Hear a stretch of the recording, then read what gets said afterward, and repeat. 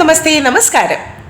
അപ്പം നമ്മുടെ സാന്റയൊക്കെ ഇതാ എത്തിക്കഴിഞ്ഞു എല്ലാ വീടുകളിലും അല്ലേ.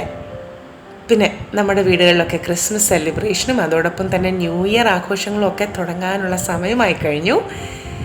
അപ്പോൾ ഇന്ന് കറീവ് തമ്മയിൽ ട്രഡീഷണലായി ആൽക്കഹോൾ ചേർത്തിട്ടുള്ള ഫ്രൂട്ട് മിക്സിംഗ് ഒന്നും ചെയ്യാതെ തന്നെ പെട്ടെന്ന് വളരെ പെട്ടെന്ന് തന്നെ തയ്യാറാക്കിയെടുക്കാവുന്ന ഒരു ഈസി ഫ്രൂട്ട് ക്രിസ്മസ് കേക്കിൻ്റെ റെസിപ്പിയുമായിട്ടാണ് അമ്മ വരുന്നത്.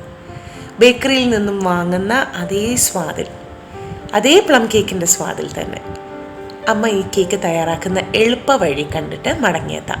ഈ വർഷം നിങ്ങൾ ഞങ്ങൾക്ക് തന്നിരിക്കുന്ന എല്ലാ സപ്പോർട്ടിനും നന്ദി. പുതിയ സബ്സ്ക്രൈബേഴ്സ് കൂടി വരട്ടെ എന്ന് തന്നെ അടുത്ത വർഷത്തിൽ ഞങ്ങൾ പ്രതീക്ഷിക്കുന്നു. അപ്പോൾ ചാനൽ സബ്സ്ക്രൈബ് ചെയ്യാൻ മറക്കരുത്. ബെല്ലൈക്കൺ കൂടി ക്ലിക്ക് ചെയ്യുക. വീഡിയോ ഇഷ്ടപ്പെട്ടാൽ ലൈക്ക്, കമൻറ്റ് ആൻഡ് ഷെയർ. അമ്മയുടെ വക easiest fruit cake for Christmas and new year. ഒരു സോസ് പാനിലേക്ക് ഒരു 50 ഗ്രാം ശർക്കര ചീകിയത് ചേർത്ത് കൊടുക്കുകയാണ്. അതിലോട്ടൊരു അരക്കപ്പ് വെള്ളം കൂടി ചേർക്കാം. മീഡിയം ഫ്ലെയിമിൽ വെച്ച് ഒന്ന് നമുക്ക് ഉരുക്കിയെടുക്കാം. ശർക്കരയൊക്കെ ഒന്ന് ഉരുകി ഒന്ന് തിക്കായി വന്നാൽ ഈ ഒരു സിറപ്പ് ഒന്ന് സീവ് ചെയ്ത് നമുക്കങ്ങ് മാറ്റി വെക്കാം. ഒരു പാനിലേക്ക് ഒരു കപ്പ് 240 ml കപ്പിൽ ഒരു കപ്പ് ബ്രൗൺ ഷുഗറാണ്, അത് ചേർത്ത് കൊടുക്കാം. വൈറ്റ് ഷുഗർ ആണെങ്കിലും കുഴപ്പമില്ല, നമുക്കൊന്ന് കാരമലൈസ് ചെയ്തെടുത്താൽ മതിയാകും.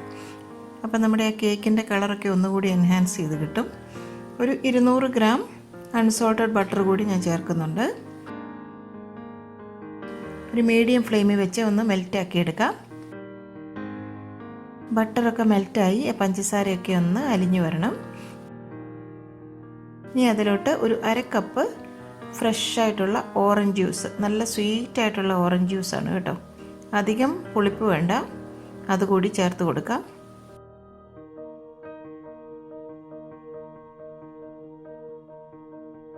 എല്ലാം കൂടി ഒന്നങ്ങ് തിളച്ച് വന്നാൽ ഇതിപ്പം ഒരു 30 ഗ്രാം കാൻഡീഡ് പപ്പായയാണ്. ഓമയ്ക്ക നമ്മുടെ പഞ്ചസാരയിൽ വിളയിച്ചെടുത്തത്, അതുപോലെ കാൻഡീഡ് ജിഞ്ചറും ഇഞ്ചി ഇതുപോലെ തന്നെ പഞ്ചസാരയിൽ വിളയിച്ചെടുത്തതാണ്. ഇതെല്ലാ ഷോപ്സിലും നമുക്ക് മേടിക്കാൻ കിട്ടും. ചെറുതായിട്ടങ്ങ് കട്ട് ചെയ്ത് അതും കൂടി നമുക്ക് ചേർത്ത് കൊടുക്കാം. ഇതിപ്പോൾ ഒരു 50 ഗ്രാം ബ്ലാക്ക് റൈസിൻസ് ആണ്, കറുത്ത മുന്തിരി. ഇത് ഞാൻ ചെറുതായിട്ടൊന്ന് കട്ട് ചെയ്തെടുത്തിട്ടുണ്ട്, അതുകൂടി ചേർത്ത് കൊടുക്കാം.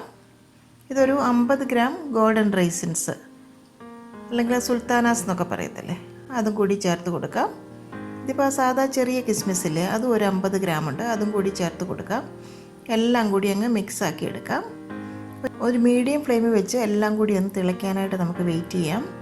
നന്നായിട്ട് തിളച്ച് വന്നാൽ അതിലോട്ട് ഒരു 50 ഗ്രാം ടൂട്ടി ഫ്രൂട്ടി കൂടി ചേർത്ത് കൊടുക്കാം.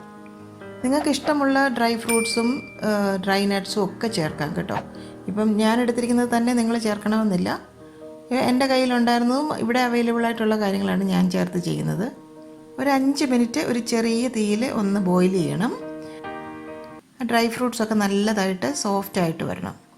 ഒരു ലോ ടു മീഡിയം ഫ്ലെയിമിൽ വെച്ച് ഇതിപ്പോൾ ഒരു 5 മിനിറ്റ് ഞാനൊന്ന് ബോയിൽ ചെയ്തിട്ടുണ്ട്. ഇപ്പം നമ്മുടെ ആ ഒരു ടൂട്ടി ഫ്രൂട്ടിയും ഡ്രൈ ഫ്രൂട്ട്സും എല്ലാം നല്ല സോഫ്റ്റായി വന്നിട്ടുണ്ട്. ഇതിനെ നമുക്കൊന്ന് ആറാനായിട്ട് മാറ്റി വെക്കാം. ഇതിപ്പോൾ ഒരു 3 മുട്ടയാണ്, ഇതിപ്പോൾ നന്നായിട്ടൊന്ന് ബീറ്റ് ചെയ്തെടുക്കാം. അതിലോട്ട് 1 ടീസ്പൂൺ വാനില എസൻസ് കൂടി ഞാൻ ചേർക്കുന്നുണ്ട്. ആ വിസ്ക് കൊണ്ടൊന്ന് നന്നായിട്ടൊന്ന് മിക്സാക്കി എടുക്കാം. ഇത് നമുക്കങ്ങ് മാറ്റി വെക്കാം. ഇപ്പോൾ ഒരു 300 ഗ്രാം ഓൾ പർപ്പസ് ഫ്ലോറാണ്, അതിലോട്ട് ഒരു 1/4 ടീസ്പൂൺ ബേക്കിംഗ് സോഡ ചേർത്ത് കൊടുക്കുന്നുണ്ട്. 1 ടീസ്പൂൺ ബേക്കിംഗ് പൗഡർ കൂടി ചേർക്കാം. ഇതിപ്പോൾ ഓറഞ്ചിൻ്റെ സെസ്റ്റാണ്, അതിൻ്റെ ആ വൈറ്റ് പാർട്ടൊക്കെ മാറ്റി അതിൻ്റെ ആ ഒരു ഓറഞ്ച് പാർട്ട് മാത്രം നമ്മൾ പീൽ ചെയ്തെടുത്തിരിക്കുന്നതാണ്. ഇത് കേക്കിന് നല്ലൊരു ഫ്ലേവർ തരും കേട്ടോ. 1 ടേബിൾ സ്പൂണാണ്, ഇതും കൂടി നമുക്ക് ചേർക്കാം.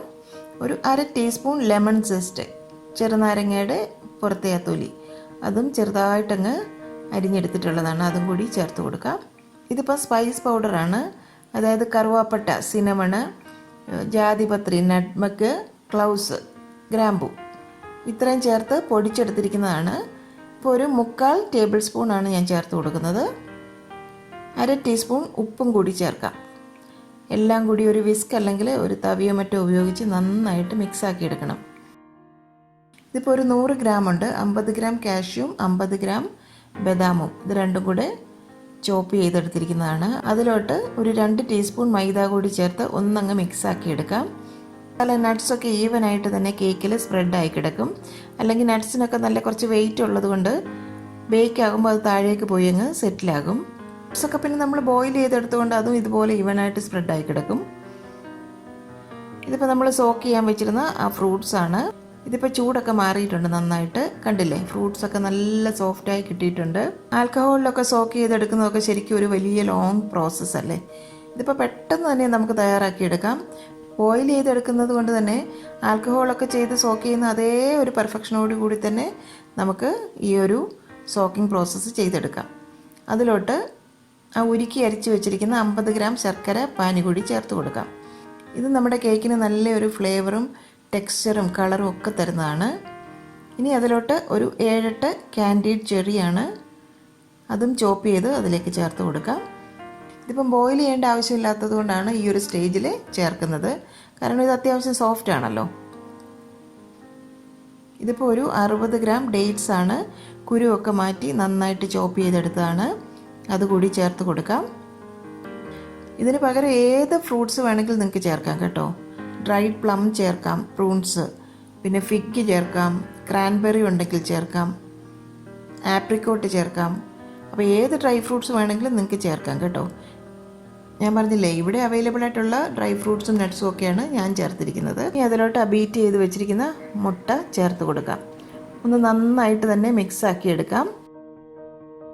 ഇനി നമ്മുടെ ആ ഫ്ലോറിൻ്റെ മിക്സ് കുറേശ്ശെയായി ചേർത്ത് വീണ്ടും ഒന്ന് മിക്സ് ആക്കാം. നന്നായിട്ട് തന്നെ ഫോൾഡ് ചെയ്തെടുക്കാം.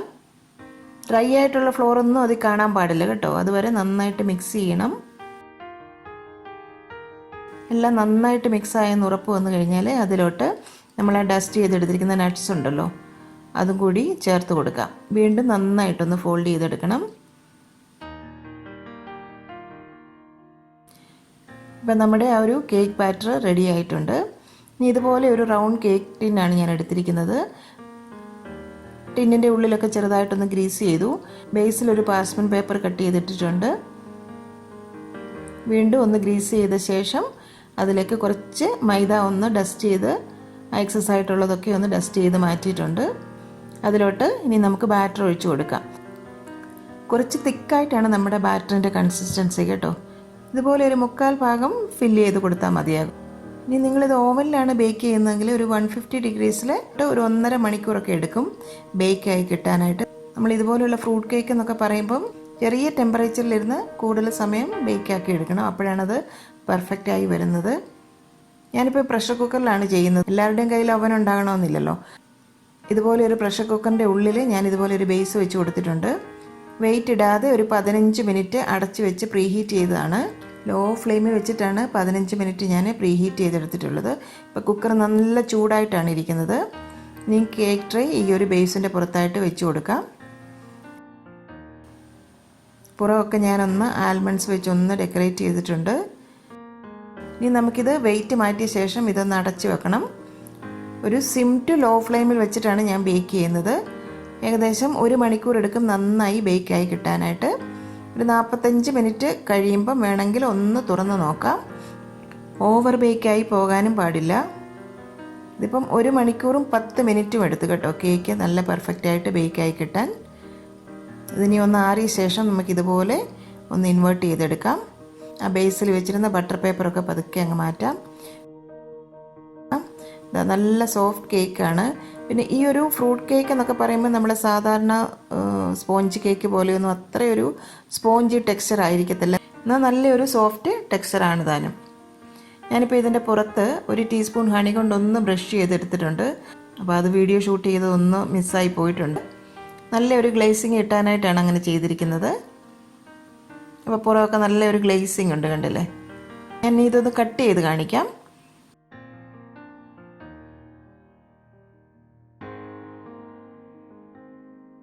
ഇതാ കണ്ടില്ലേ, കേക്കിൻ്റെ ആ ഉള്ളിലെ ടെക്സ്ചർ കണ്ടോ. ആ നട്ട്സും ഫ്രൂട്ട്സും എല്ലാം നല്ല ഈവനായിട്ട് കേക്കിൻ്റെ ഉള്ളിൽ സ്പ്രെഡ് ആയിട്ടുണ്ട്. ശരിക്കും ബേക്കറിയിൽ നിന്ന് നമ്മൾ മേടിക്കുന്ന പ്ലം കേക്കിൻ്റെ അതേ ടെക്സ്ചറാണ് കേട്ടോ. അടിപൊളി ടേസ്റ്റുമാണ്. ഇൻഗ്രീഡിയൻസ് ഒക്കെ റെഡിയാക്കി വെച്ചാൽ ഒരു 1/2 മണിക്കൂർ കൊണ്ട് തന്നെ പെട്ടെന്നെല്ലാം നമുക്ക് മിക്സാക്കി ബേക്കിങ്ങിനായിട്ട് നമുക്ക് വെക്കാം. ഹാൻഡ് ബ്ലെൻഡറോ മിക്സിയോ ഒന്നും വേണ്ട, ഒരു തവിയോ ഒരു സ്പാറ്റിലയോ മാത്രം മതി ഈ ഒരു കേക്ക് മിക്സ് നമുക്ക് റെഡിയാക്കി എടുക്കാനായിട്ട്. ഇത് മുറിച്ചുകൂടി ഞാനൊന്ന് കാണിക്കാം. അപ്പം ഈ വരുന്ന ക്രിസ്മസിന് അല്ലെങ്കിൽ ന്യൂ ഇയറിന് തന്നെ നിങ്ങൾ ഈ ഒരു ഫ്രൂട്ട് കേക്ക് ഉണ്ടാക്കി നോക്കണം. ഈ ഒരു ഈസി ഫ്രൂട്ട് കേക്ക് നിങ്ങളും ഉണ്ടാക്കി നോക്കി നിങ്ങൾക്കും ഇതെങ്ങനെ വന്നു എന്ന് കമൻറ്റ് ബോക്സിൽ കൂടി ഞങ്ങളുമായിട്ട് ഷെയർ ചെയ്യാം. എല്ലാവർക്കും കറി വിത്ത് അമ്മയുടെ merry Christmas and happy new year. അമ്മയുടെ ഇന്നത്തെ റെസിപ്പി നിങ്ങൾക്ക് ഇഷ്ടമായെന്ന് തന്നെ വിചാരിക്കുന്നു. തീർച്ചയായും ഈ റെസിപ്പി കറക്റ്റ് അളവുകളിൽ കറക്റ്റായ രീതിയിൽ അമ്മ കാണിച്ചിരിക്കുന്ന അതേ രീതിയിൽ തന്നെ ട്രൈ ചെയ്ത് നോക്കണം. ഇഷ്ടമായെങ്കിൽ ലൈക്ക് ചെയ്യുക. ഒപ്പം തന്നെ നമ്മുടെ വീഡിയോ മറ്റുള്ളവരുമായി ഷെയർ ചെയ്ത് ഞങ്ങളെ സപ്പോർട്ടും കൂടെ ചെയ്യുക. അപ്പോൾ സബ്സ്ക്രൈബ് ചെയ്യാത്തവരായ ആരെങ്കിലും ഉണ്ടെങ്കിൽ ഇപ്പോൾ തന്നെ സബ്സ്ക്രൈബ് ചെയ്യുക. മറ്റൊരു റെസിപ്പിയുമായി അമ്മ എത്തും വരെ നന്ദി, ടാറ്റ, ഗുഡ് ബൈ.